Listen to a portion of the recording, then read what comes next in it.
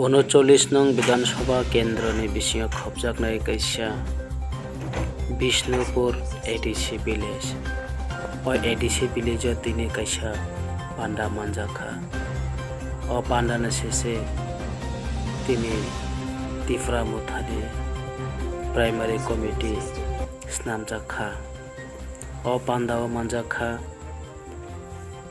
39 नং विधानसभा केन्द्र तिफ्रा मुथानि प्रेसिडेंट मनेन्द्र त्रिपुरा अमलकान्त त्रिपुरा दुलाल त्रिपुरा ते अन्यान्य लिडार्स भाई सफाई जाते बिष्णुपुर एडीसी विलेज नि बिसिङाव जत गामि खोबजानाय जत गामिनि बर' सफाईजां फैनाय विलेज काउंसिल 23 साल विधानसभा इलेक्शन होनाय ओ इलेक्शन रगै दिनै गोबां जागा त्रिपुरा हास्तिया पान्डा लारक माहाय दिनै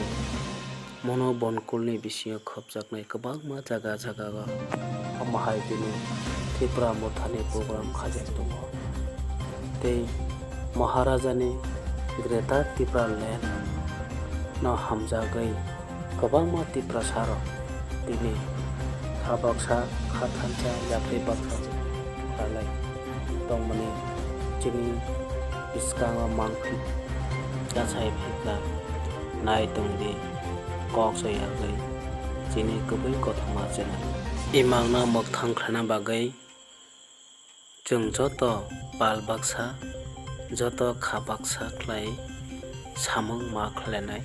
जबा कतर मा खालायनाय आबनो महाराजानि दागिमा हामबाय।